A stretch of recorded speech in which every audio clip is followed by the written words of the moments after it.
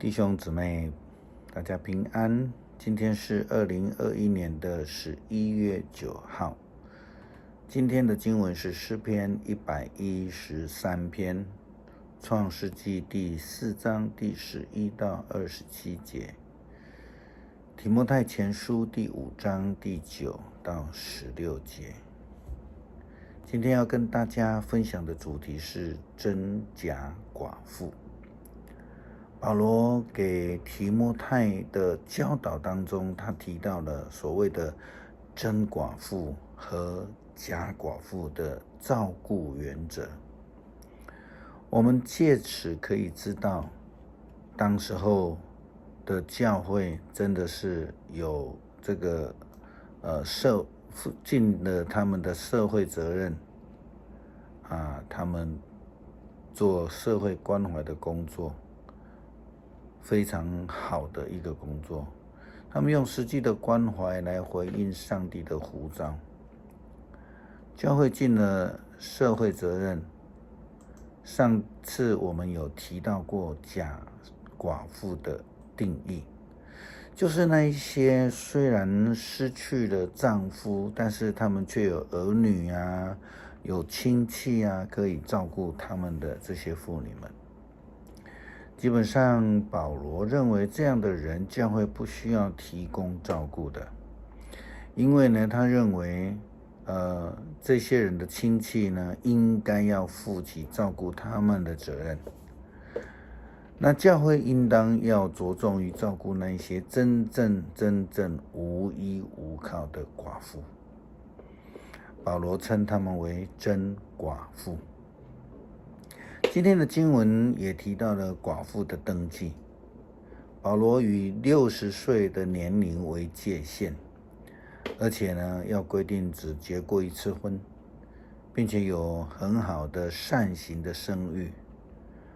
例如他们是忠于职守的照顾儿女的妈妈，也会在家里接待出外客，为信徒来洗脚。那这里当然指的是这一些出外的宣教同工以及教会的兄姐。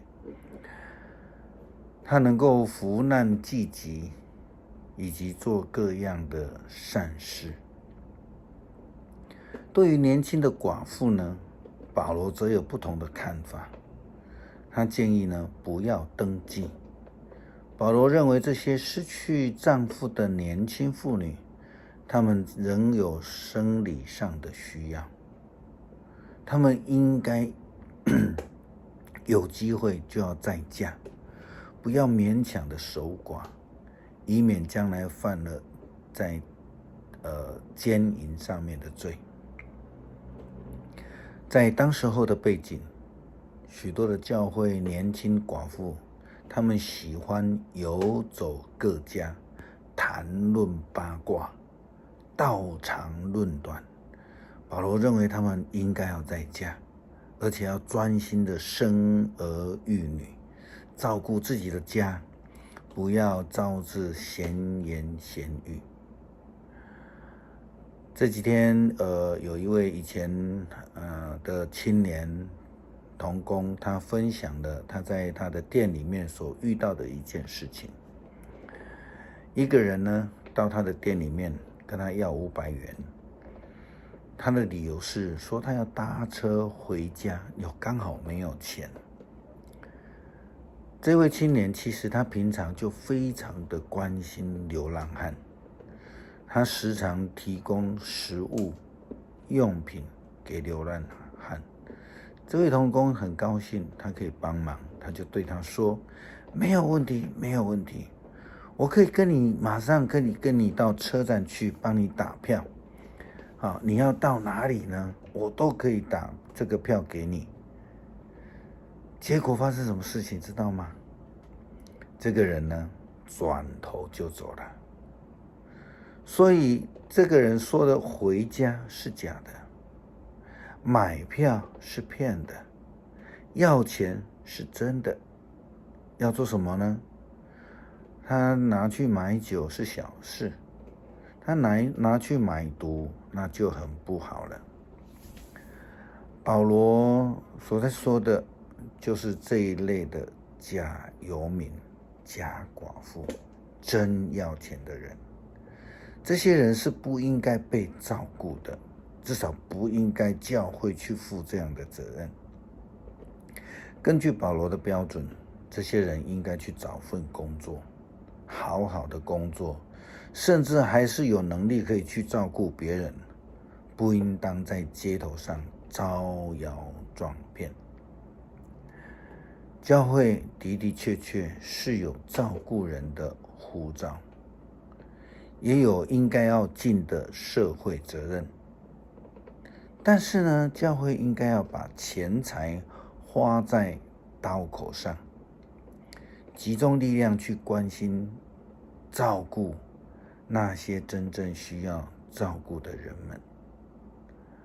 保罗说，如果信主的妇女家里有寡妇，他就得照顾他们，不可把担子推给教会，这样教会才能够照顾那些无依无靠的寡妇。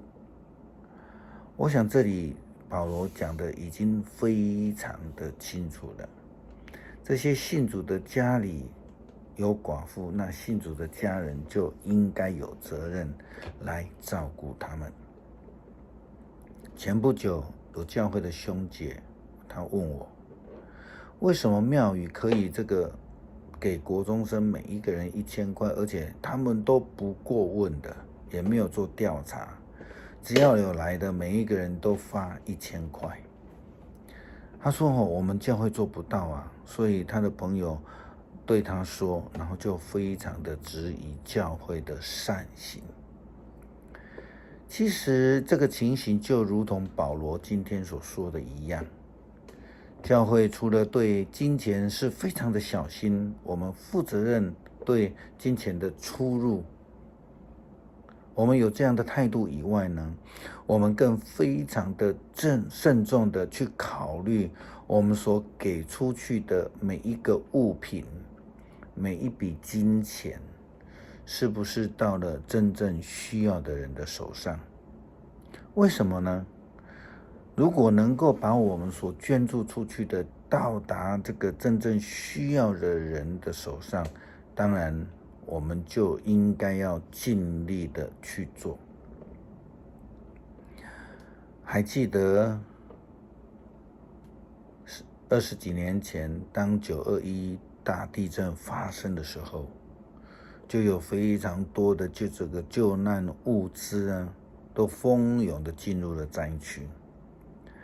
大家发挥了极大的爱心，尽力的捐款、捐物资到这个灾区去，希望能够借此帮助需要的人。可是后来非常可惜的，我们听到了报道，有很多这个别有居心的邻里长呢，将物资当中比较值钱的拿去变卖，然后赚钱。其他的物资比较没有值钱的，就堆放在一堆，也没有去发放，就放到坏掉。很多的物资就这样子就凹派起坏掉了。这个实在是令人非常非常的难过。牧师会这样说，是当时候我跟牧师牛也是将家里所买的非常好的孩子的衣服、用品、玩具也都捐到灾区去了。可是看到这种情形，其实心里是非常难过的。是的，教会有关爱人的责任，但是另外一方面，我们能够忠于那些捐助的金钱跟物资，我们小心的处理它，能够到达最需要的人手上，那是更重要的一件事情。真的求主来帮助我们。我们最后一起来读诗篇113篇。要赞美上主，上主的仆人啊，要颂赞，你们要颂赞他的名。上主的名应该颂赞，从现在直到永远。从日出直到日落之地，上主的名应该颂赞。上主统辖万国，他的荣耀超越诸天。谁能跟上主我们的上帝相比呢？他坐在至高的地方，但是他俯首垂视，观看诸天和大地。他从尘埃里提拔穷苦人，从粪土中救拔贫乏人，使他们得以陪伴王子，得以跟本国的王子同坐，他使不能生育的妇女在家受到敬重，赐他儿女，使他喜乐，要赞美上主。恳求上帝帮助我们以及我们的教会成为一位有行动力能够去爱人的基督徒和教会，也求主赏赐我们有智慧去分辨谁是真正需要关心的人，让我们所分享上帝的爱能够给那些最需要的人们。阿们。